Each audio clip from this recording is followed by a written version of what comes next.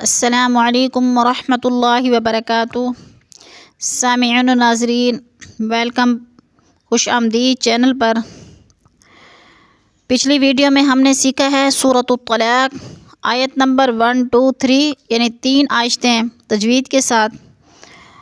और आज की वीडियो में हम सीखेंगे 4 और 5 आयत तजवीद के साथ। 4 और 5 आयत तजवीद के साथ जो हम सीखेंगे, पहले मुत्तसिल मिलाकर पढ़ेंगे तजवीद के साथ, फिर हम शुरू से इन दोनों आयतों में तजवीद देखेंगे कि कौन कौन से लफ्ज़ में कौन कौन सा कायदा हो रहा है। स्टार्ट करते हैं सबक। अऊज़ु बिल्लाहि मिनश शैतानिर रजीम। बिस्मिल्लाहिर रहमानिर रहीम। वल्लाई यइस्ना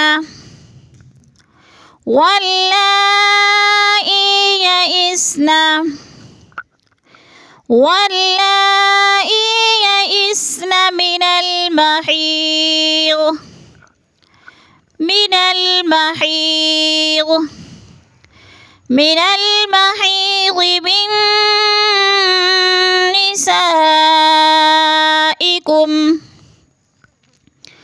मिन निसाइकुम इन इर्तबतुम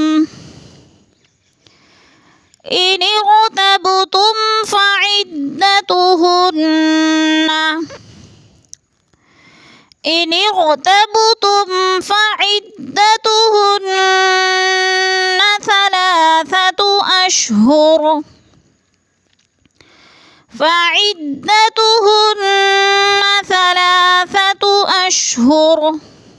अशहुर पे ला है, इधर वक़फ़ नहीं करेंगे, लिहाजा रॉ को वाव के साथ जोड़ के पढ़ेंगे। अशहुरि वल्लाई लम यहिज़्न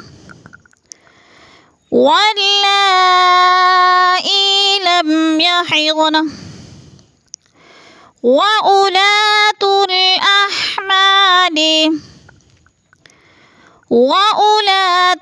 अहमाली अजलुहुन्ना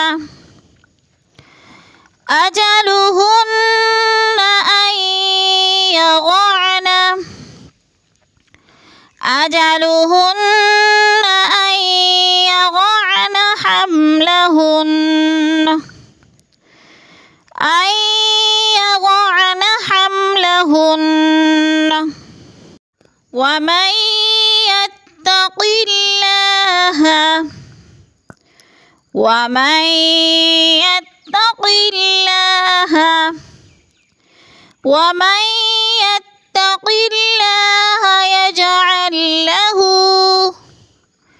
यजअल लहू मिन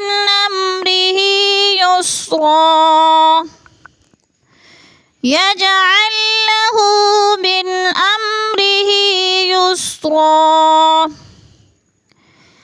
ذلك أمر الله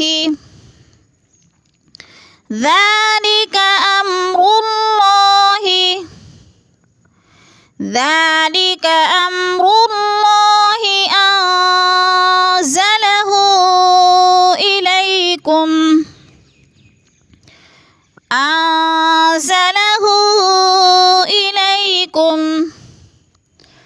ومن يتق الله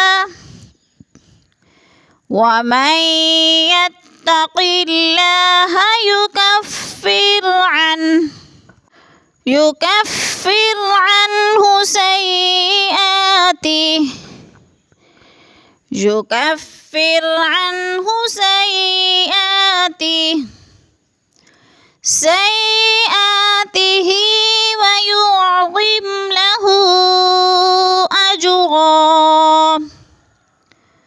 ويعظم له أجرا। अब हम इन 2 आयतों में 4 और 5 में हर लफ्ज़ में तजवीद देखेंगे कि कौन कौन लफ्ज़ में कौन सा कायदा हो रहा है।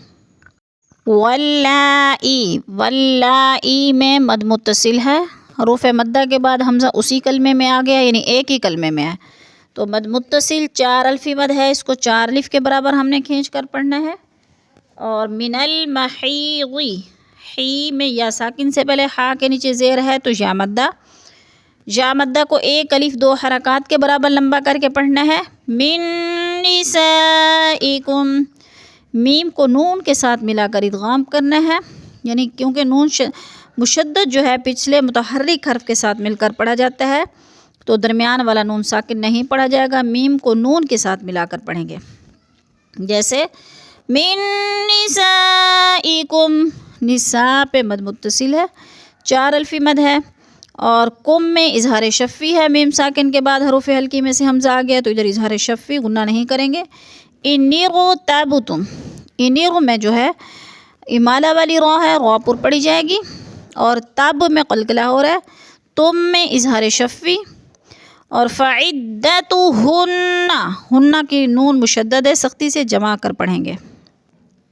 واللائی، واللہ میں پھر مد متصل ہے اور لم میں اظہار شفی، وَأُولَاتُ الْأَحْمَالِ، ماں میں الف مدہ، اجلہن کی نون مشدد ہے، سختی سے جمع کر پڑھیں گے۔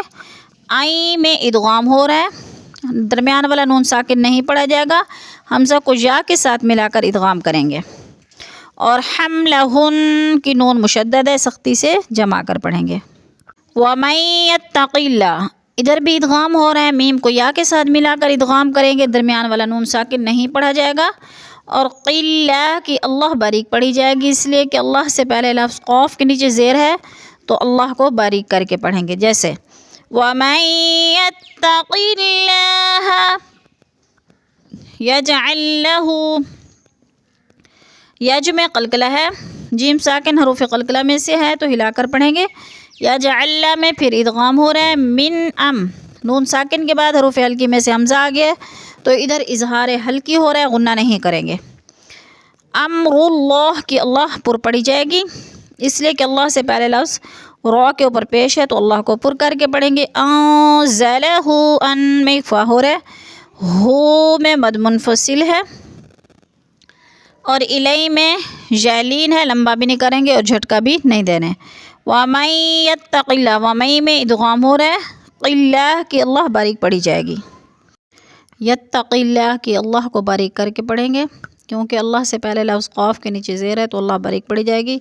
جو کفر کی را باریک پڑھی جائے گی، عنہ پہ اظہار ہے، اور لہو اجرا ادھر مد منفصل ہے، 4 الفی مد ہے، 4 الف کے برابر کھینچ کر پڑھنا ہے۔ اجرا میں قلقلہ ہو رہا ہے، جیم ساکن ہے اور حروف قلقلہ میں سے ہے تو اس کو ہلا کر پڑھنا ہے۔ اور اجرن کی 2 زبر تنوین وقف کی صورت میں 1 زبر میں بدل کر پڑھیں گے، جیسے وَيُعْصِمْ لَهُ أَجْرًا، صدق اللہ العظیم۔